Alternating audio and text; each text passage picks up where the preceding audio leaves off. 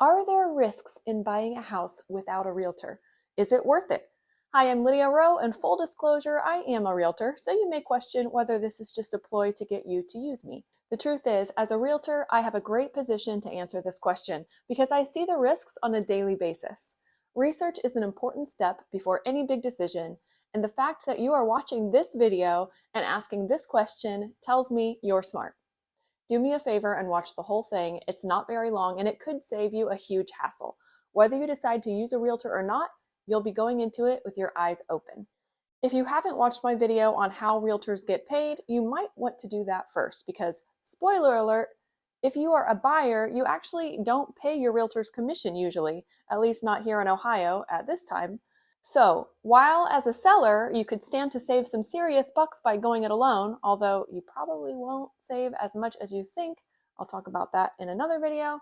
As a buyer, you really don't save anything unless you happen to be buying from a for sale by owner. So, if for some reason, even after knowing that information, you still are considering buying without a realtor, or if you are buying directly from an owner or an auction or something like that, here are the risks that you need to be aware of. The first risk is missing out on the expertise and resources a good realtor will offer you. Realtors are trained professionals who have an in-depth knowledge of the local real estate market and can provide valuable insight and advice. They also have access to a wide range of resources such as MLS listings, market data, and industry contacts, which can help you find the right property at the right price. I helped one client win a bid in a multiple offer situation, mostly based off my relationship with the seller's realtor. My network is a huge benefit to you. See, a seller's realtor is responsible for presenting your offer back to the seller. And you can betcha that they're going to be considering things like who is representing the buyer that's making the offer, who the mortgage company is, and all of that.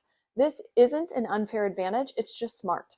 If I have a bad experience with a realtor and a deal falls through, or it's just not fun at all because of them, and they're the ones representing a buyer's bid, it's my fiduciary responsibility to let the sellers know about that experience and warn against the possibility of that happening again. A realtor who has a great reputation, not only amongst their clients, but amongst their peers, is invaluable and can help you win the deal if you're in a multiple offer situation. They'll also have relationships with trusted lenders that they can refer you to.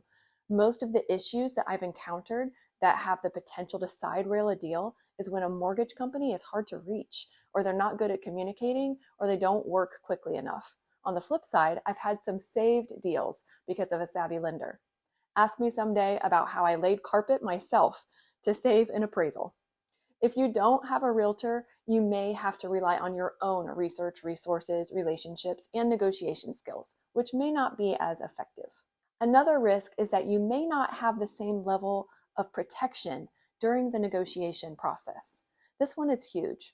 When you work with a realtor, they are legally required to act in your best interest and to disclose any relevant information about the property. They'll make sure that proper disclosures have been filled out by the sellers as well. If you don't have a realtor, you may not have the same level of protection, and you may be at a disadvantage when it comes to negotiating the terms of the sale, especially if you're less experienced than the person that you're negotiating with. In this case, you might walk away feeling like you won and that you really got a good deal even if you didn't. In this instance, what you don't know could actually hurt you. There's also the risk of missing out on potentially good deals. Realtors have access to a wide range of listings, including some that may not be publicly advertised. If you don't have a realtor, you may not be aware of all of the available properties, and you may miss out on a property that meets your needs and budget. With as quickly as technology is changing, I don't think this one is that much of a risk anymore, but a realtor is always going to have those word of mouth listings that they hear about before they're listed, just because they're in that world on a daily basis, and sometimes that's the difference between you getting your dream house or not. Number 4, a run-in with the law. There is always the risk of encountering legal issues or complications during the closing process. Buying a house involves a lot of paperwork and legal requirements, and it's important to have everything in order to avoid delays or problems. Although a realtor isn't a lawyer and sometimes will need to refer you to one with more complicated issues, what a realtor will do is to help you navigate the legal process and ensure that everything is handled properly. If you don't have a realtor, you may have to handle these tasks on your own, which can be time-consuming and stressful. Honestly, once I have a signed contract in hand, my work as a realtor has just started. So much can happen between contract and closing.